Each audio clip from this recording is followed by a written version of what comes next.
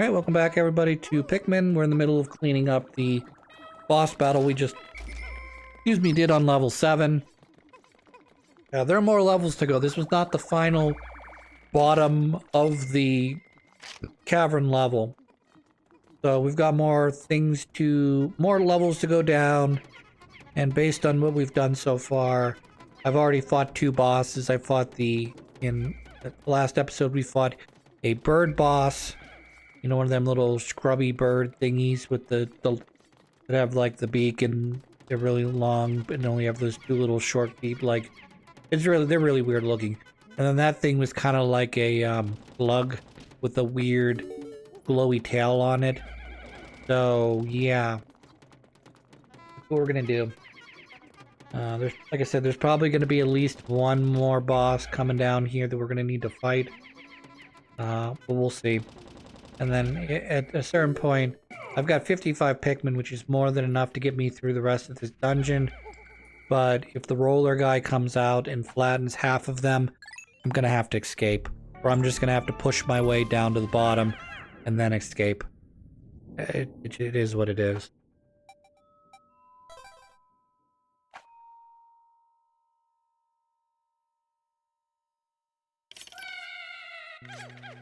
There's a question for you.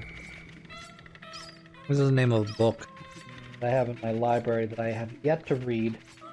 It is on the same level as some of the other books I've mentioned recently, such as The Richest Man in Babylon. This is such a great title for a book, because this is the question that I feel many people, whether you are a personal investor or you are a person who does investing, the title of the book is "Where Are the Customer's Yacht?" Like, for instance, if I have money and I'm investing, where's my yacht? Like, if I'm doing the thing that they talk about, I want you're gonna take 10% or 20% or $100 or whatever number you want to make up. That's going to be the number of amount of money that you're going to invest every week or every paycheck or every month, whatever, into the stock market or a 401k or something. And I'm going to build my money. I'm going to build my retirement off of that. I have not yet opened the book to read it yet, so I don't know what knowledge is inside. But it's such a great question. If you are a financial advisor, you're a financial person, okay? And I understand, if I have millions of dollars to invest and to reinvest, it's going to be easier for me to build a larger fortune quicker than someone who's, say, got $1,000, let's just say $1,000 to start, and they're going to invest $10 a week every week for the next 20 years. But yeah, you're going to build wealth just by giving $10 a week to whatever financial investment firm you're going to give, okay? So yeah, $10 a week, that's $520 a year. Over the course of 20 years, that would be what? 5, 10...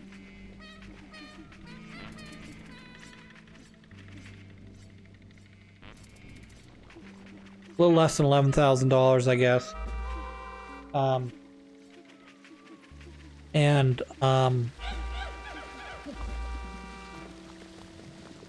Maybe actually closer to 11,000. Anyways, so you've invested that money, and then the money is being hopefully taken by your financial advisor and invested wisely, so that, like I said, your money becomes bigger money.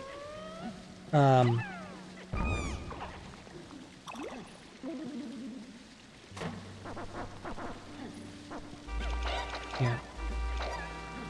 So hopefully, over the course of the year, your money gets invested wisely, and then that leads to more profits, which lead to more investments, which leads to more money, leads to more investments, and then hopefully over the course of the years, I mean, obviously the stock market's going to go up, stock market's going to go down.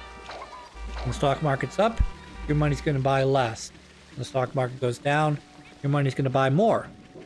And hopefully your financial advisor can find places where either there's really great dividend that'll give you really great return on the money you're willing to put into it, or I know they don't really do this too much because financial advisors are in it for making money reliably, safely, but ideally you would maybe invest in maybe some riskier stuff, some of which doesn't pan out, but other stuff does, and you end up, say, doubling the money that gets invested in that, or tripling it, or quadrupling it.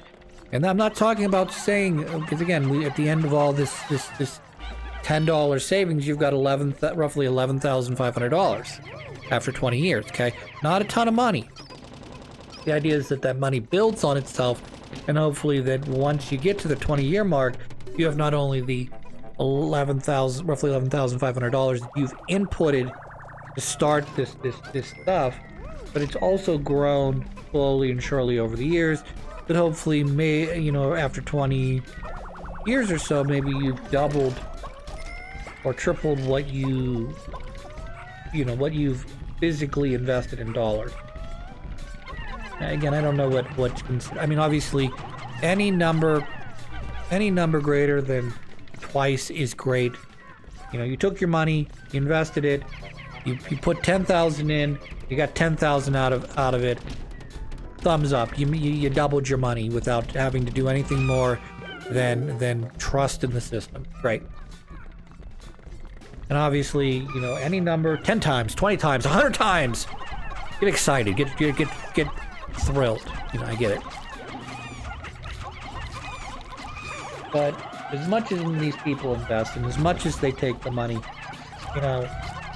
and some people invest a lot more, where are my customers' yachts? Why don't they have yachts? Why aren't they millionaires yet?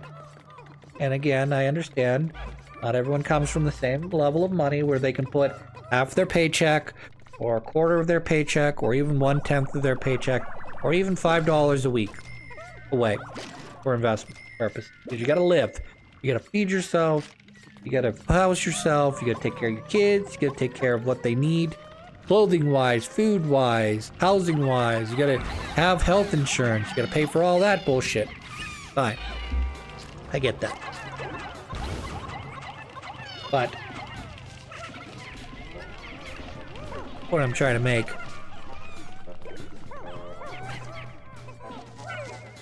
for all the money that can be made in the stock market, in investing, where's my yacht? Like, where's my yacht? And I understand how pretentious this sounds, because nobody is guaranteed anything in this world.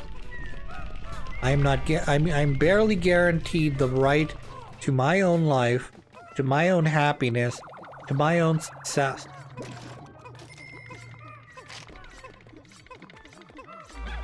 And I guess that's at worst. I'm barely.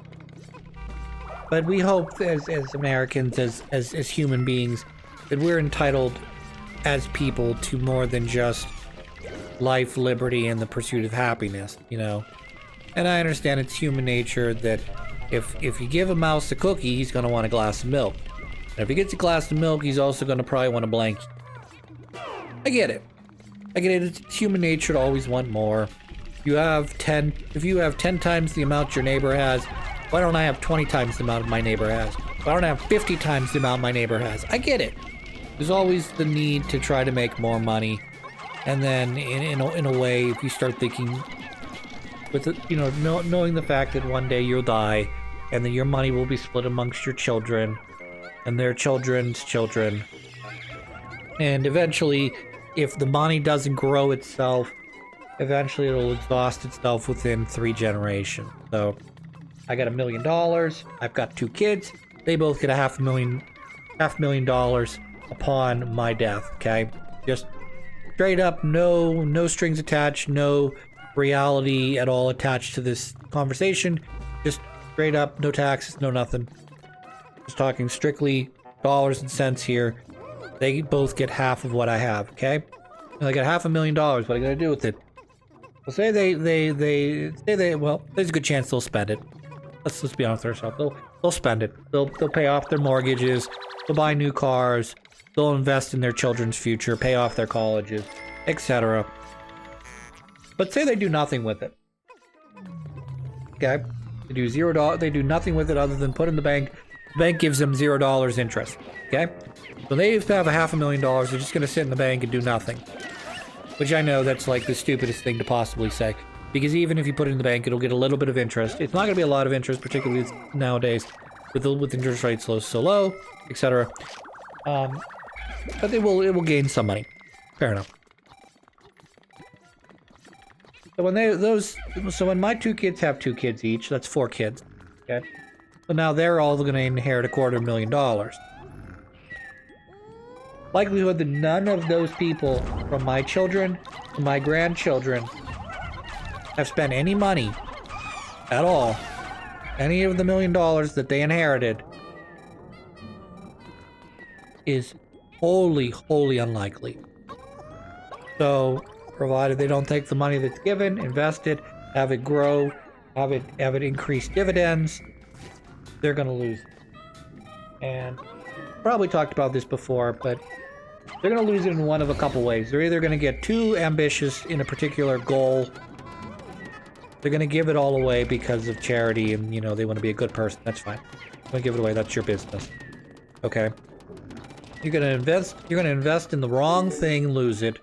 You're going to start a business that you don't know how to deal with, and you're going to lose it. Or it's going to go up your nose. Let's be honest with ourselves. With the first generation, say me, I know how to work. I build this fortune out of nothing, or near nothing, we'll say. And then my second generation gets to inherit it. They saw the hard work that I did. They understand what it takes to be a hard worker, but they inherited this money. And they inherited all of my hard work.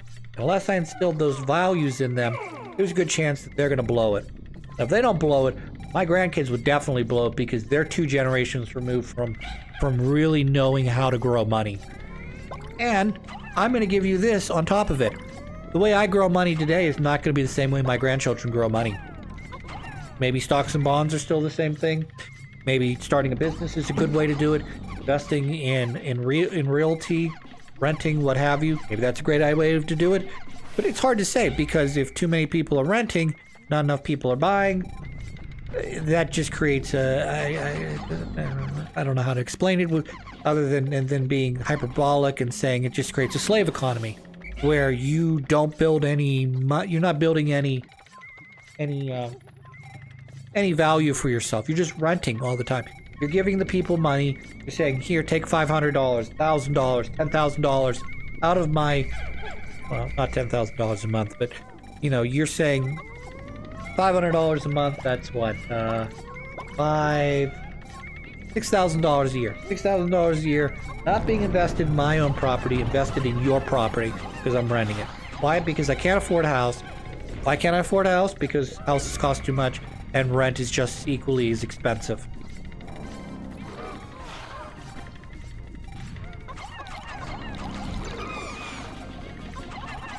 And I'm gonna be brutally honest with you. I don't think I can be 100% wrong. Because I know nothing. I know zero amount about the economy. I know zero amount about economics, the long-term effects of XYZ, factoring into the health of an economy, and factoring into the health of the middle class, etc. Okay, but I will tell you this. Housing prices cannot be 6 times an average family's wage, yearly wage, and that to work out.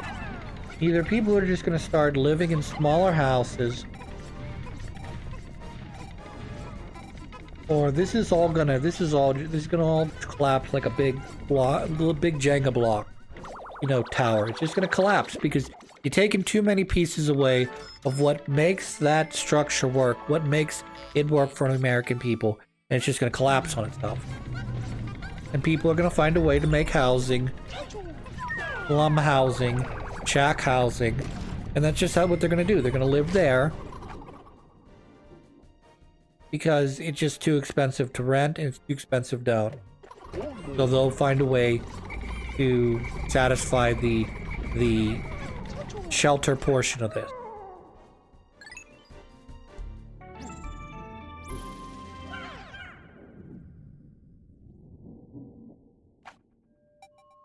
And I understand some of what I'm saying is extreme privilege. And I don't mean extreme privilege as in like, oh, we should give all the natives back all their land. And we should give reparations to every person that we've ever wronged in our life. Even though my grandfather, great-grandfather came over on a boat from another country, seeking freedom, seeking career advancement, running away from fascism, whatever their excuse was, whatever their reasoning for leaving the old country is, okay? But, and I understand, in a way, as Americans, because I've been to other countries and I've seen it, you're not necessarily should not necessarily be guaranteed the right to property. You know, the ability to feed yourself, take care of your kids, send them to school, educate them. Boy, this sucks. This boss is absolutely devastating me. Because you've taken the first, full board queen fight. You've made it more difficult by adding little fucking ball board spawns. And then on top of all that stuff, you're throwing rocks every time you're hitting the wall now. I'm just evaporating my Pikmin here. I gotta figure a way out to fight this guy, more efficiently than I'm doing.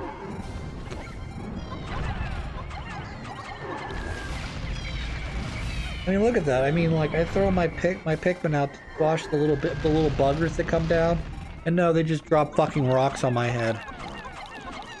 And yeah, I know I don't have I have way less Pikmin than I had, say, 2 levels ago, which is also my fault. I'm not gonna lie.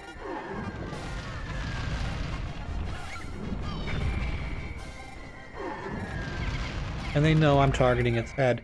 So that's where they're dropping the rocks, but I'm pretty sure if I was to the left or right side of him, I'm sure they'd be dropping rocks there instead.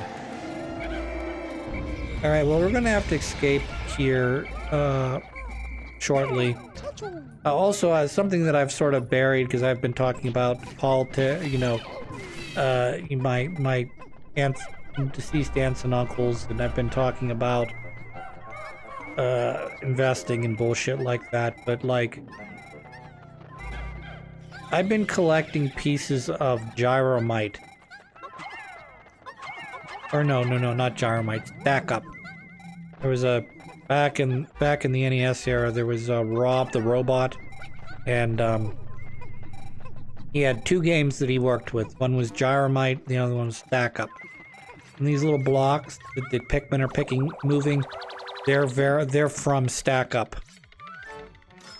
And they're little blocks that Rob could basically go over, pick up, move, and stack on another stack of some sort. I don't know. I didn't have an NES. I didn't have a Rob.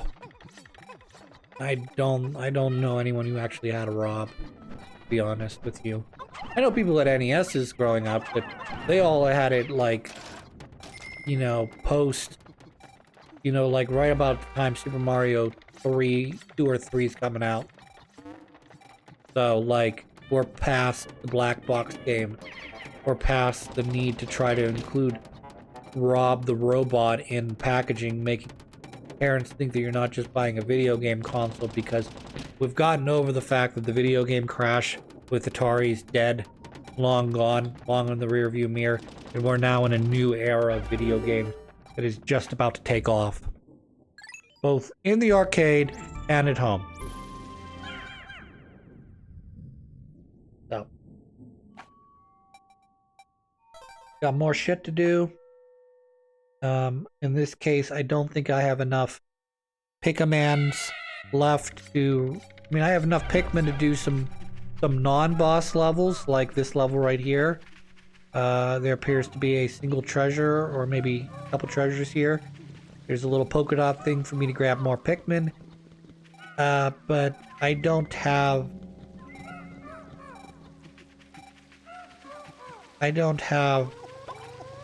the Pikmin to fight another boss. Unless it's some sort of very basic, easy boss for me to fight. I could probably, with the Pikmin we're picking up right now, I could probably fight that crustacean boss I fought in one of the other dungeons. Because he's pretty easy to defeat.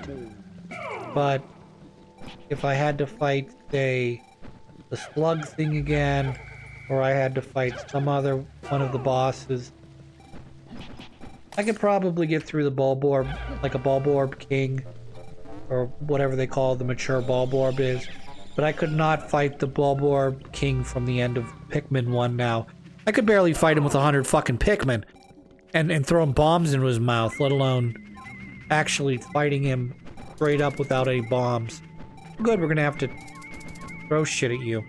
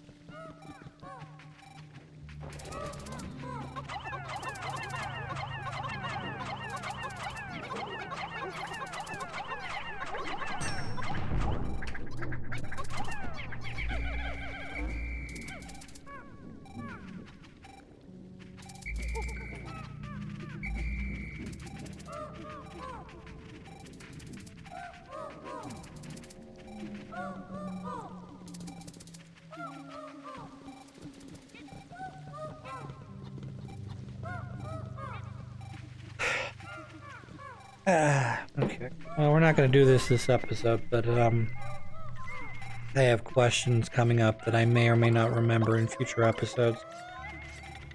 I don't know. I understand the need to balance the budget, and I understand the desire to pay down or pay off the deficit. But the party of fiscal responsibility has very much failed the American people in that belief that they're the ones that'll make sure that the deficit gets cut and that we are more successful and prosperous United States. And I understand the importance of needing to work, and I understand the importance of needing to be able to afford basic necessities. And there should be some ground where, and I know what I'm saying is kind of radical, but if your employees cannot afford basic necessities, one of the following things needs to happen. Either basic necessities need to become cheaper, you need to raise their wages, or we need to start punishing companies that are basically keeping their wages low and their employees are having to use social services in order to make ends meet. You know what I mean? Like, you pay minimum wage job, you employ a large percentage of a number of states working people. But you won't give them, even if they're working full-time, you will not give them insurance. A lot of them do not make wages that are enough to pay for their own food, for their own food stamps. They're on Medicaid. All this stuff's getting paid out of the taxpayer's pocket. But you get to benefit by that because you're going to rely on government programs to take care of your workers instead of you taking care of your workers and them not having to rely on government programs, subsidies. So, and then, obviously you spend too much money, you got to pay it back. I get that. I mean, you spend $1 million, you don't have $1 million to pay it back, you're going to have to pay it back eventually. So you find ways to cut it, and the easiest thing to do is to cut social programs, because heaven forbid you cut the military or other programs that benefit individual businesses, because that'll stunt. If you get rid of programs that benefits businesses, that'll stunt the economy, and that'll mean more people get laid off, allegedly. But if you get rid of social programs, that's going to force them back into work, so that'll help stimulate the economy. But the question is, are those jobs worth doing? That's just my question. Anyways, I'm going to cut the episode. When we come back, we're going to have to do this cave again, but with more Pikmin, and do it better and faster. So, till then, have a good one.